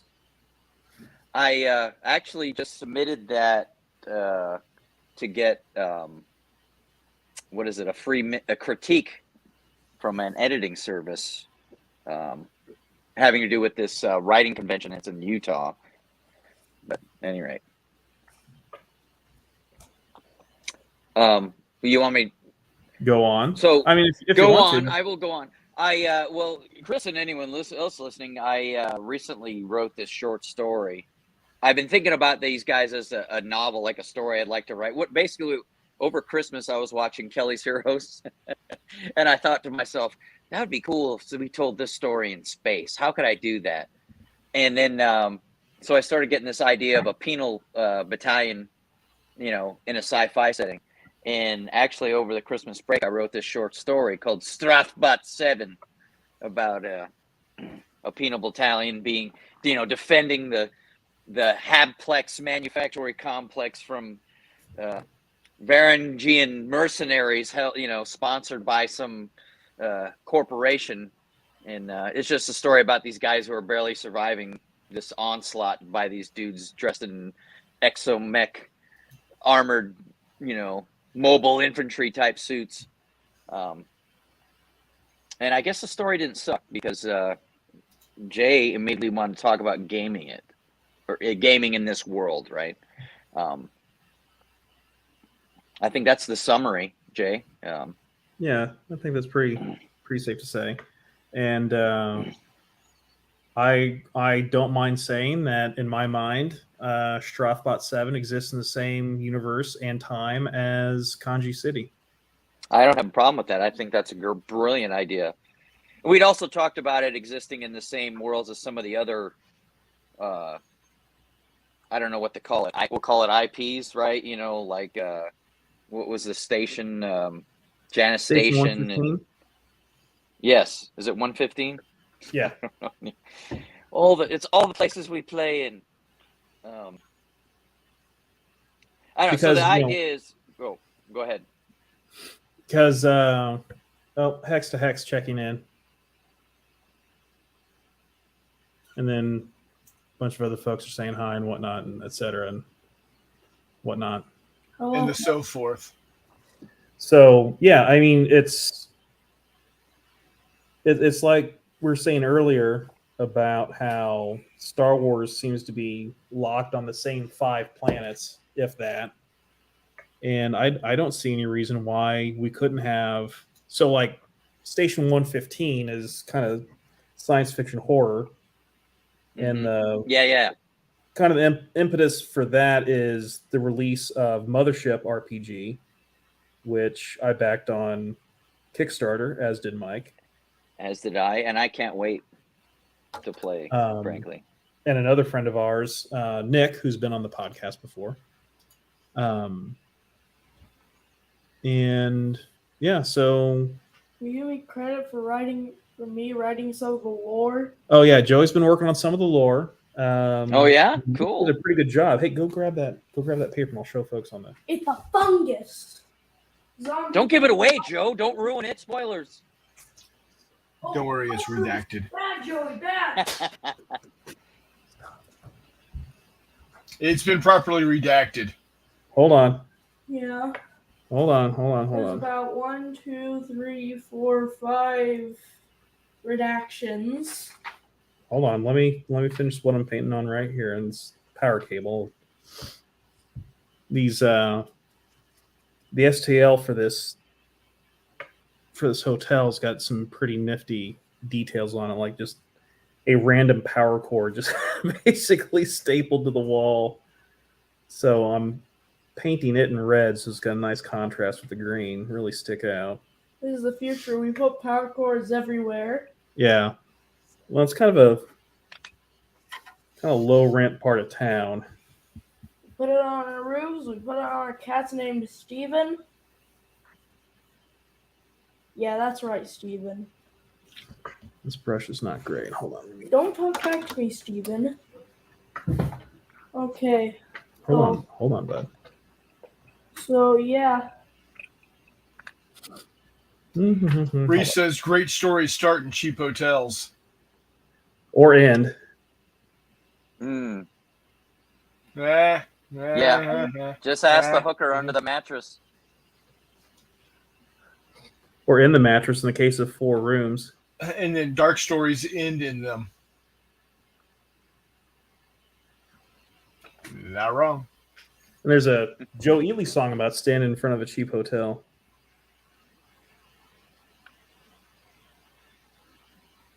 Okay, there you go. I sold iPods to Joe Ely. All right. Oh, I that's see good. what you're doing there. It's kind of Christmassy. Yeah. In some cases, there are no stories start in cheap hotels because 1,000 years ago the world ended in an apocalypse where Actually, let me stretchy. hold on a second. I forgot that I need to change out some ink cartridges on the printer, so that didn't print great. Hold on, let me pull it up here. Why can't a PDA be in pink? Because it's hard to read. Well, now you tell me. Chuck says, Reese, or dingy, dark, cheap bars. Yeah, we'll go with it. 9 times out of 10, I don't want to learn how to screen share right now. great campaigns start in towns. Yes, Towns Van Zandt did in fact say that Lefty lives in a cheap hotel. We're going to get along great, Reese. Okay, let's see. Hold on. Oh, my. Go to I can solo. barely. There you go. There we go. Well, let me just read this. All right, go ahead and read it, Joey. Data log number 488. SSN experiment name. Class fungus unknown. Containment level 5. Number of tests. Year of development circa. Symptoms: pale skin, increased paranoia/aggression,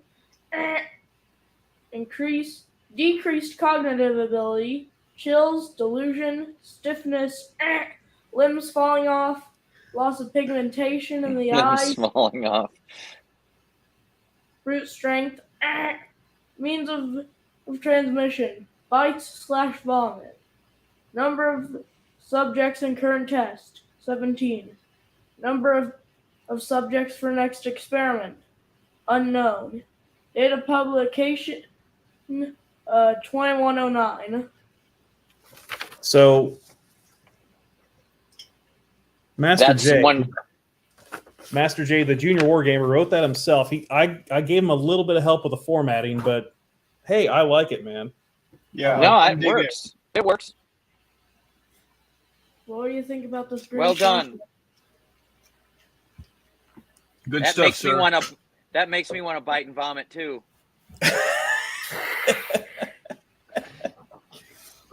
What? Just Pass it along. Well, oh, if you don't like that one, there's an even better one. Okay. There's a blue one. Just look at him. Just look at him. okay. Thank you. Enough. Hey. Oh. So, fresh from the fertile mind of Master J, the junior wargamer. So Now with bites and vomit. that's right. All right. I think some yellow. That's going to be a yeah. Oh, you're going to add yellow to that?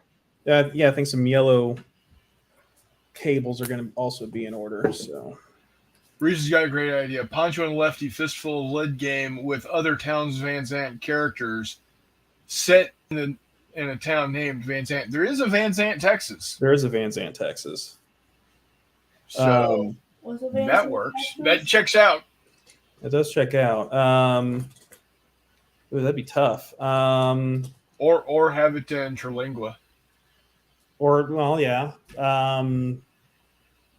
You could set it in Tecumseh Valley.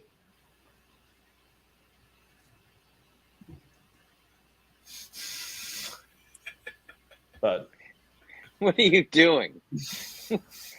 what? Yeah, does this? I'm doing Your town, yeah. I'm doing eyebrow twitches. Please stop. Good rock impersonation there.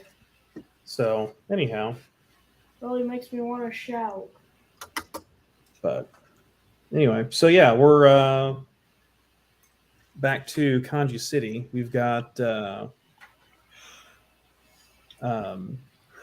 Mini Warmut is saying Raton, New Mexico. Yes, there's a Towns Van Zandt song called Snowing on Raton.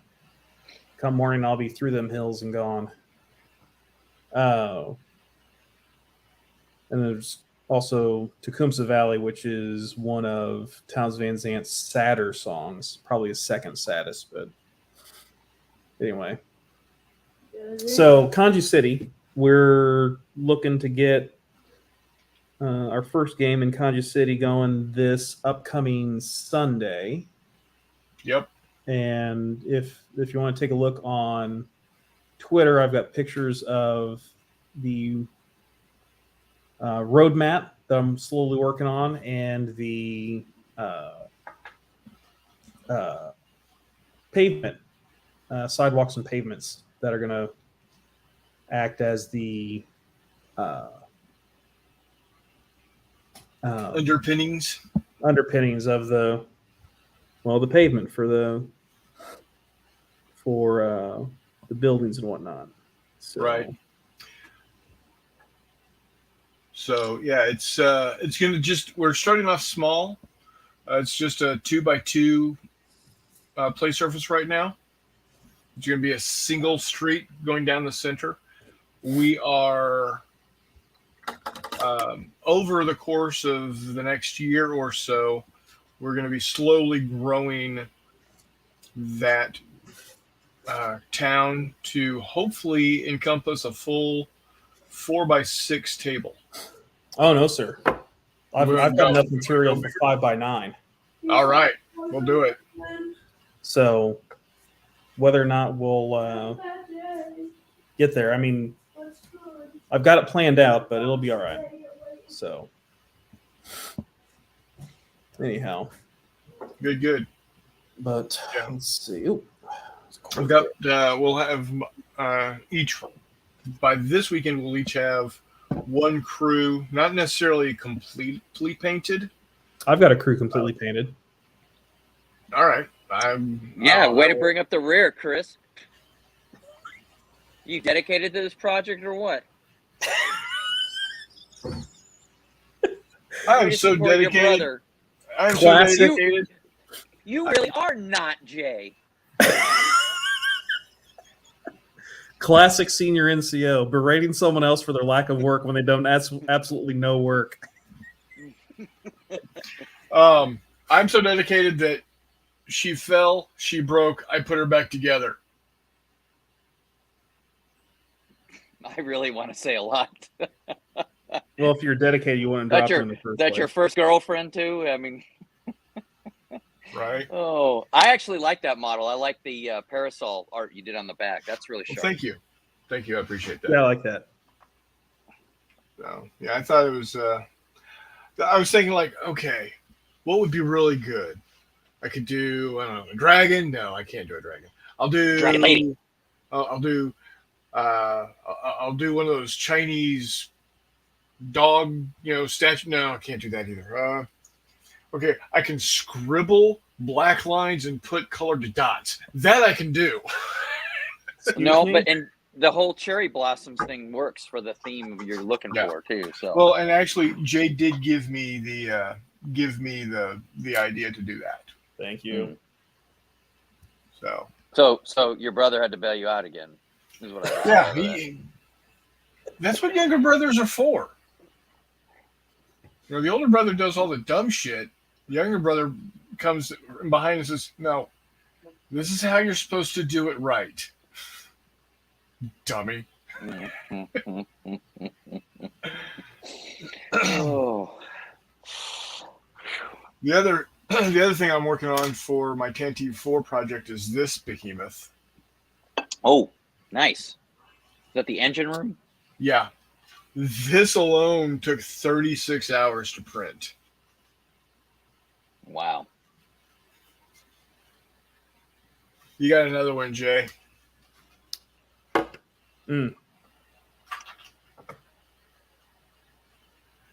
Chuck said, forgot working up on Undead Team.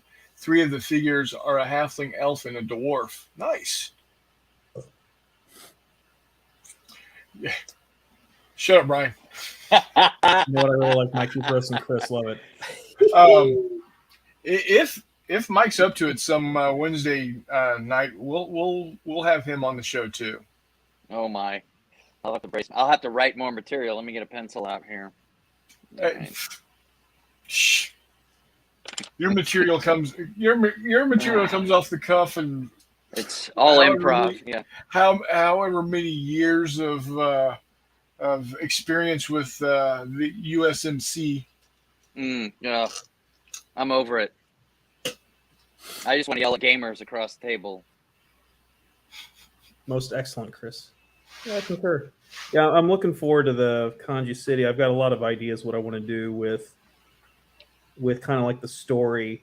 And I've got some ideas for some cybery kind of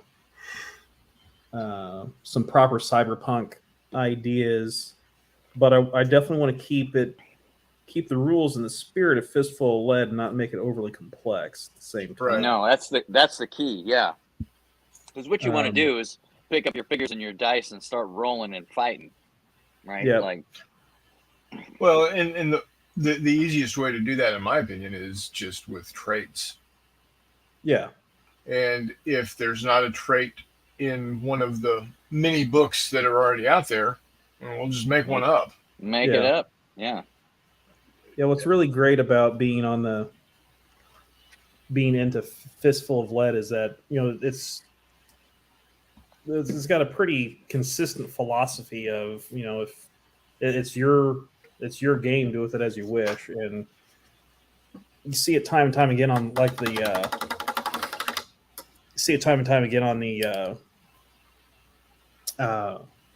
Facebook group. Hey, I want to do X, Y, and Z, and I'm not sure how I can do it. And so, well, just do it.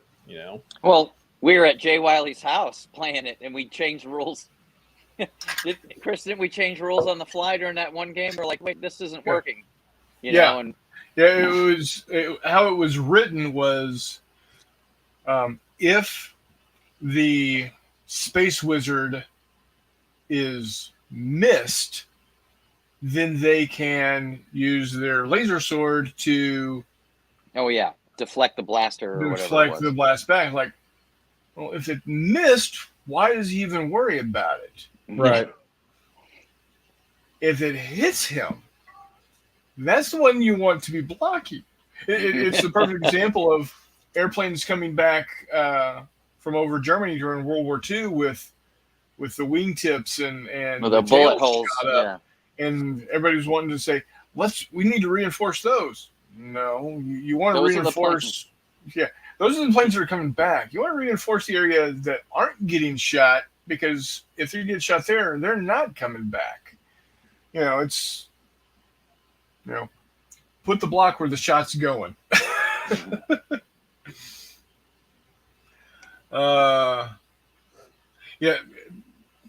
Brian, you're exactly right. It says it's so funny how people struggle on how much freedom you have with Fistful of Lead.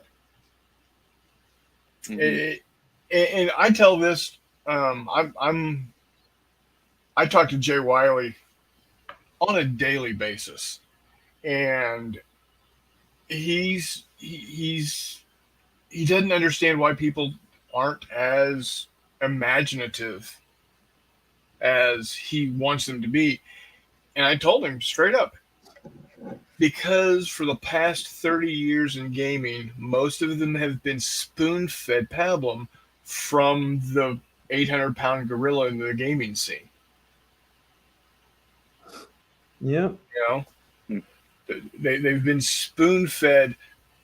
This is how you create this guy. Yeah. He's X number of points. It costs so much for this gun to do this. It costs so much for this little keg here to do whatever. It's all spelled out and written out. Oh, and this is how you have a balanced game. Well, first off, if you're playing a balanced war game, you're not playing a war game unless it's chess.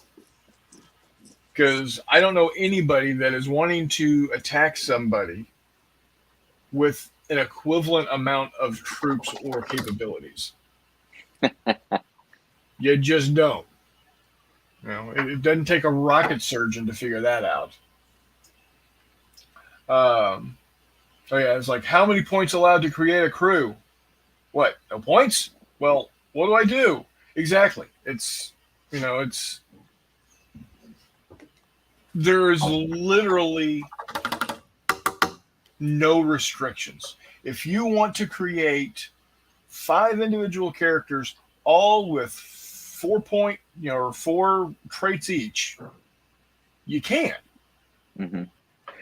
It might that's break what the rules a little, Yeah. but you know, Right? Nothing wrong with that. Well, you know, we've always had ideas, you know, like, oh, I wish I could make a crew that did this, or I want to play, you know, we were talking about Firefly earlier. What if you wanted to play that crew? You can do that.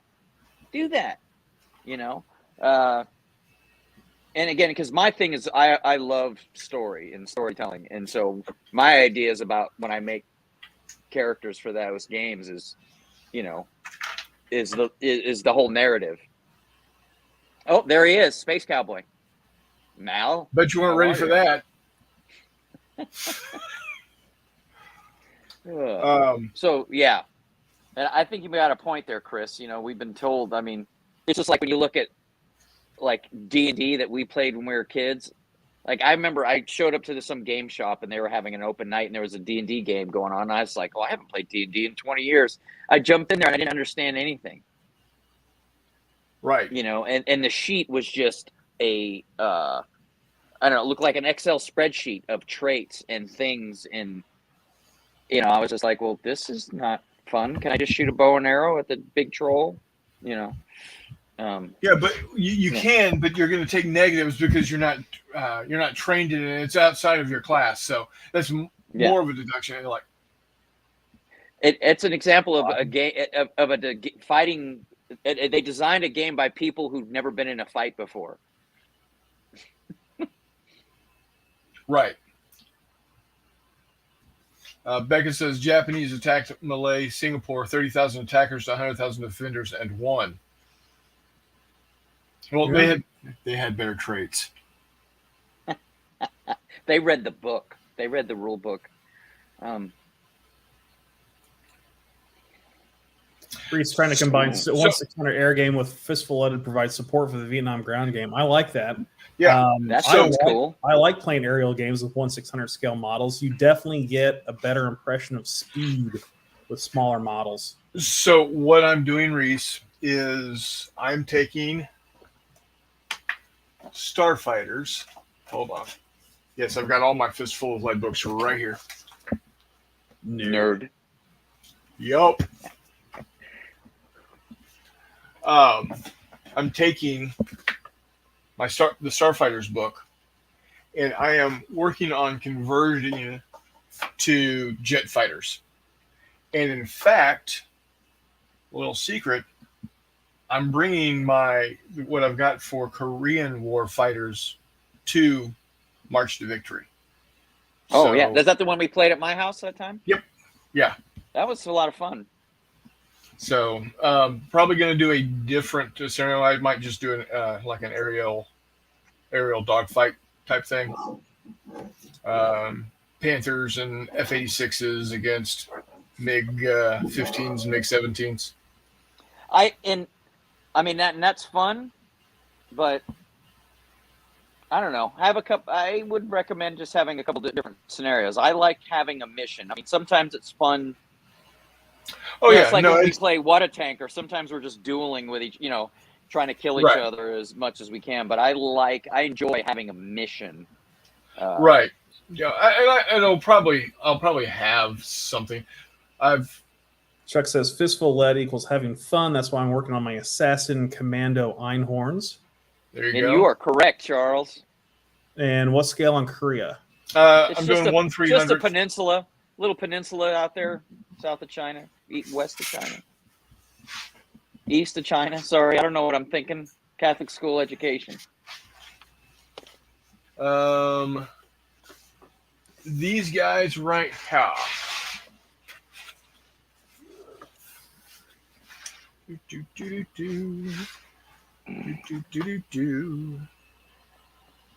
This scale. Any restrictions on crossing the Yalu? No, go ahead. Go for it. Falklands Air War would be fun. 40th anniversary. Interesting choice. No. I'm also working on Vietnam with these bad boys. Where are you finding those models, Chris? So most of them are either CNC or Heroic and Ross. That I've had these, geez, man, 15 years now. But you can also, I've started doing some 3D printing. This one here, I 3D printed this week and painted it up. Oh, there you go. Frogfoot. An SU-25 Frogfoot. Looking sharp. So, there's, and this was a free STL from Thingiverse. Yeah, there's some nice stuff on Thingiverse. There's some crap on Thingiverse, but there's some nice stuff on Thingiverse. Oh yeah, there is some crap. So, that's. So I've been working on Korea and Vietnam for a while. When Starfighters came out, I immediately thought to myself, you know what, self? You've got a crap ton of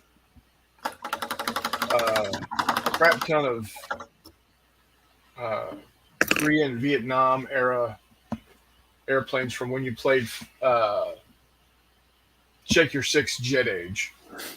Paul says tumbling dice is another option, certainly for the 1/600th. He also says 3D printing is the way to go. And Reese says tumbling dice and Pico armor are my 1/600 sources. Yeah, I've got my Battle of Britain planes are from Pico armor. Ozzy will ask me, Mike, were you coming to J3 or CJ3 when I had my Battle of Britain game out? I don't think Palmer played. I don't recall when you Okay. did. That might have been not last summer, but the summer before that. Actually, this When was I- probably closer to 5 years ago now. Oh yeah, Was it that long ago? Yeah, Yeah, for the Battle of Britain. yeah. It's Yeah. been a while since I've had that on the table. But Was that the year the tree came down? It might have been. Yeah. Yeah, for CJ3 was when we had it at that La Quinta. Yep. Yeah, I don't think you were at that one, the La Quinta in Anyone Springfield. remember Star Wars pocket models? I use the fighters for a fistful of lit starfighters. Ooh. So speaking of 3D printing in Pico armor, Some more Scale. cable work there. That's really coming along, Jay. That really jumps out. That doesn't suck. The blue and red cables kind of go around the corner. nice. Need to hit these conduits and whatnot. So speaking of 3D printed, here's a couple of 1/600th scale M1 Abrams. You have to figure out something. Figure out how to do the barrels though, because at this scale they're super thin and break off really easy. Or we can just call them sawed-off shotguns. Stubbies. Yeah.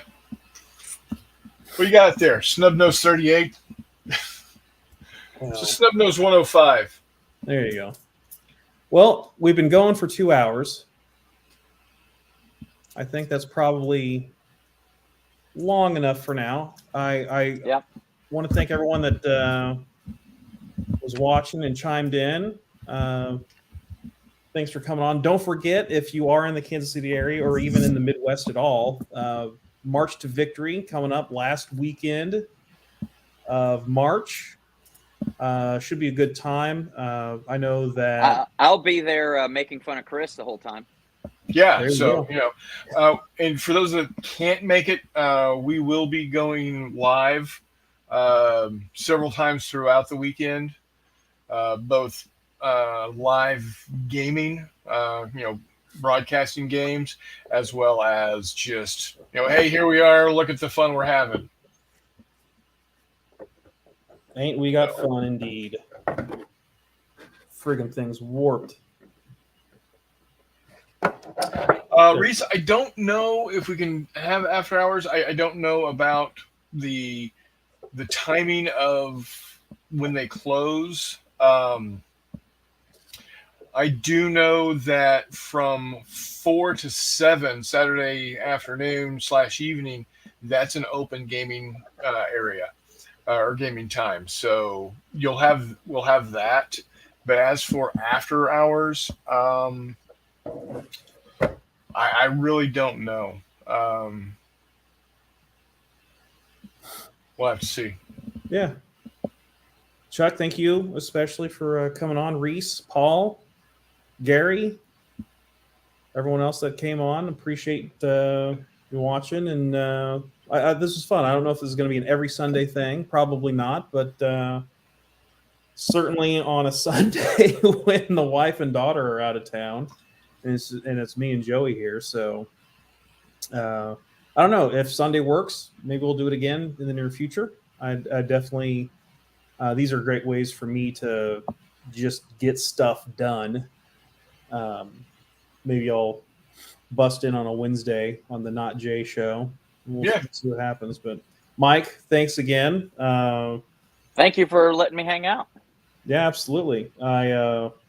Chris and I are starting to get serious about our fun. We're pledging to have at least, at least two games a month, 3 if we can hack it on Sundays. I've talked to my wife about it, and she's pretty much in favor of it. So we, nice. Like I mentioned earlier, we played Patchwork. We were going to play another game, but apparently some key components didn't make it in the box before they came up the hill. But so. Anyhow, Paul says it's Monday lunchtime there. Well, enjoy your wallaby sandwich, Paul. Enjoy that sandwich, man.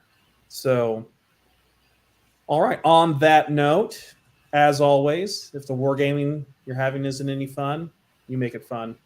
That is all. Yes, sir.